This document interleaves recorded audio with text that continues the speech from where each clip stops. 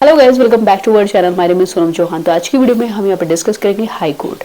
तो high court के बारे में जो बेसिक इन्फॉर्मेशन है वो ये होती है कि हर एक स्टेट का ना अपना एक पर्टिकुलर हाई कोर्ट होता है। देखो, सुप्रीम कोर्ट तो पूरे देश का एक होता है जो कि हम पिछली वीडियो में डिस्कस कर ही चुके हैं, बट हाई कोर्ट हर एक स्टेट का अपना पर्टिकुलर होता है। और जो छोटे छोटे स्टेट होते हैं उनका मतलब 3-4 स्टेट को मिला करके एक हाई कोर्ट हो सकता है, ठीक है। और ये जो काम करता है ना, जैसे भाई सुप्रीम कोर्ट है वो हर एक स्टेट में जाकर के तो काम नहीं कर सकती ना। जो भी जुडिशरी का काम होता है तो काम इतना ज्यादा होता है तो वो ब्रांचेस की तरह काम करता है।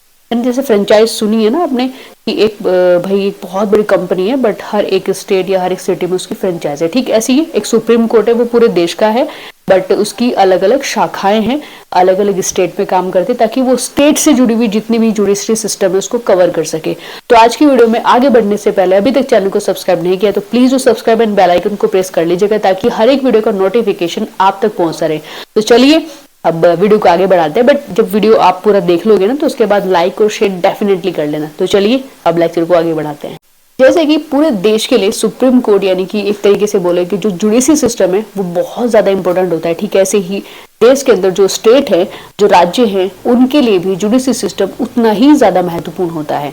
अब अगर इनकी अपॉइंटमेंट की बात करें तो इससे पहले वाले लेक्चर में भी हमने आपको बताया था कि सुप्रीम कोर्ट या हाई कोर्ट, इनके जो चीफ जस्टिस होते हैं इनकी जो अपॉइंटमेंट होता है बेसिकली प्रेसिडेंट करते हैं, ठीक है। अगर बात करें इनकी योग्यताओं की यानी कि जो न्यायाधीश है हाई कोर्ट के, उनकी क्वालिफिकेशंस की बात करें तो सबसे पहले तो यही आता है कि वो भारत के नागरिक हो, ठीक है।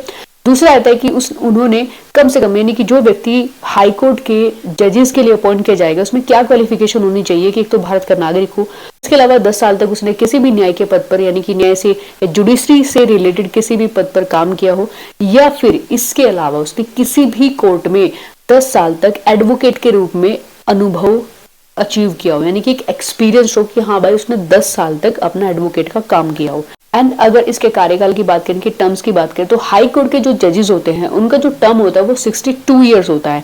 हालांकि इससे पहले भी वो अपना त्यागपत्र दे सकते हैं या इनको इम्पीचमेंट के आधार पर भी हटाया जा सकता है। जैसे कि हमने इससे पिछले वाले सुप्रीम कोर्ट का जो लेक्चर में डिस्कस किया था उसमें हमने आपको बताया था कि इम्पीचमेंट के आधार पर 2 कंडीशन में इनको इनके पद से हटाया जा सकता है, यानी कि सिद्ध कदाचार और इनकैपेबिलिटी। सिद्ध कदाचार की मिसबिहेव, जब कोई भी जज मिसबिहेव करता है या उसके खिलाफ कुछ ऐसी चीजें कॉन्क्रीट रीजन आ जाता है, यही 2 कॉन्क्रीट रीजन है जिसके आधार पर इनके खिलाफ इम्पीचमेंट मतलब डाली जा सकती है संसद में। हाई कोर्ट के इस लेक्चर में थोड़े से एक्स्ट्रा पॉइंट आपको मिलेंगे, जैसे न्यायाधीशों का स्थानांतरण यानी कि ट्रांसफर ऑफ जजेस।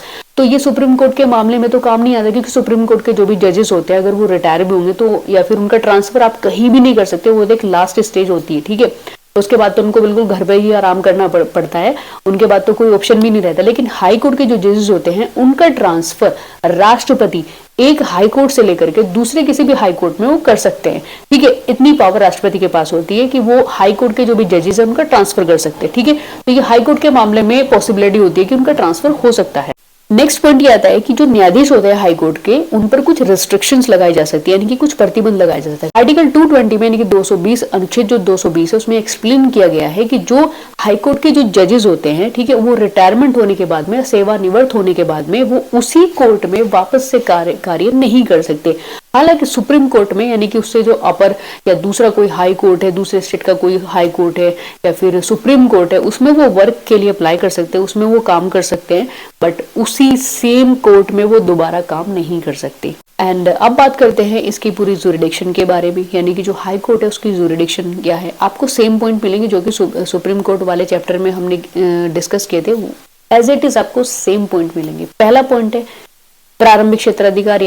अब इसमें क्या होता है कि जैसे हमारे मौलिक अधिकार है ना, तो मौलिक अधिकारों की रक्षा के लिए सीधे इसमें विवाद मतलब जो विवाद है वो रखा जा सकता है, उन पर सुनवाई की जा सकती है। तो मौलिक अधिकारों के मामले में सीधे हाई कोर्ट में सुनवाई की जा सकती है। एंड दोस्तों सेकंड है अपीलीय क्षेत्राधिकार यानी कि अपीलीय जुरिडिक्शन, जिसमें कि बेसिकली होता है कि जब आपके सेशन कोर्ट में बहुत सारे ऐसे मुकदमे केसेस होते हैं, वहां के निर्णय से आप खुश नहीं होते, कोई भी ऐसा केसेस होता है जब वो छोटे सेशन कोर्ट में वो कंप्लीट नहीं होता है तो उसको ट्रांसफर कर दिया जाता है, ठीक है। या फिर ऐसा होता है, देखो ट्रांसफर भी कर दिया जाता है जब उसमें हैंडल नहीं होता है या केस ज्यादा होता है, या फिर ऐसा भी होता है कि जब तक वो जो निर्णय होता है उससे सेटिस्फेक्शन नहीं मिलता है तो आप हाई कोर्ट में उसके मतलब पिटिशन डाल सकते हैं उस केस को लेकर के। तो जो हाई कोर्ट है वो अपीलिएट जुरिडिक्शन में आता है, यानी कि वो आपके केस की अपील सुनने का अधिकार हाई कोर्ट को मिला हुआ है। ठीक है, नेक्स्ट पॉइंट आता है लेख जारी करने का अधिकार। तो हाई कोर्ट जो होता है, देखो हमारे जो संविधान है उसके अनुच्छेद 226 में ये एक्सप्लेन किया गया है कि हाई कोर्ट को अधिकार है कि वो आपके मौलिक अधिकारों की रक्षा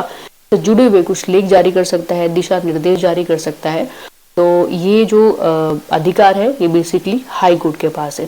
ठीक है, एंड देन नेक्स्ट है कोर्ट ऑफ रिकॉर्ड, जो कि हमने सुप्रीम कोर्ट वाले लेक्चर में भी डिस्कस किया था। तो सेम इसमें भी है।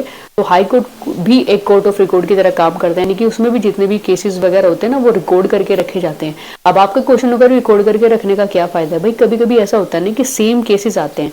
ठीक है, मतलब आज कोई केस है तो आज से 10 साल 20 साल बाद सेम केस आ गया, तो उसमें ऐसा होता है कि डिसीजन क्या लिया गया है, स्टडी के लिए उन केसेस को फिर संभाल करके रखा जाता है ताकि इन फ्यूचर कभी भी उसकी जरूरत पड़ सके तो उन फाइल को ओपन करके उन केस को स्टडी किया जा सके। ठीक है, तो वो कोर्ट ऑफ रिकॉर्ड के लिए रखा जाता है।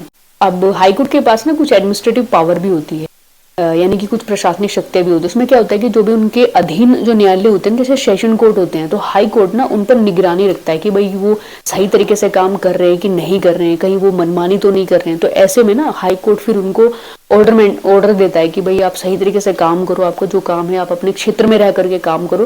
तो इस तरह की कुछ ऐसे एडमिनिस्ट्रेटिव जो पावर होती है, जो अथॉरिटी होती है, वो हाई कोर्ट के पास होती है और हर एक राज्य में होती है।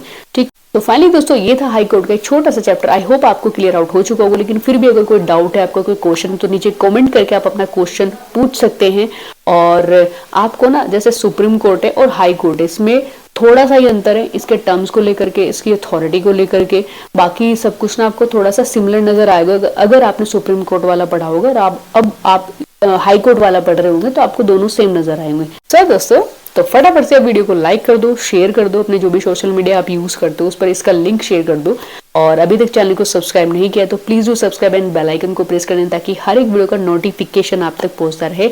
और हम इसलिए आपको बोलते हैं सब्सक्राइब के लिए कि भाई आपका एक सब्सक्राइब ना हमें एक तरीके से ना मोटिवेटेड फील कराता है, हमें एक इंस्पिरेशन मिलती है और हम बेहतर से बेहतर कंटेंट हम फिर बना पाते हैं। तो आपका एक सब्सक्राइब की वैल्यू, बस हमें पता है आपकी एक सब्सक्राइब की वैल्यू, तो फटाफट से सब्सक्राइब कर दो। जिन्होंने नहीं किया उनसे करा दो। तो मिलते हैं नेक्स्ट इन्फॉर्मेशन के साथ में। और हाँ, मैं आपको बता दूं ना, अब आपके मुश्किल से मुश्किल एक या दो ही टॉपिक रह चुके हैं, बाकी जितने इंपॉर्टेंट है ना एग्जाम के पॉइंट ऑफ व्यू से वो सारे टॉपिक आपके कंप्लीट हो चुके हैं। One shot video already channel पर अवेलेबल है, नहीं देखिए तो जाकर के चेकआउट कर लो। वीडियो डिस्क्रिप्शन में सारे लिंक आपको मिल जाएंगे, लेकिन फिर भी ये न्यू है तो मैं न्यू वीडियो आपको प्रोवाइड करा दूंगी। ठीक है, बाकी मिलते हैं नेक्स्ट इन्फॉर्मेशन के साथ में नेक्स्ट वीडियो में। तब तक के लिए जय हिंद, जय भारत।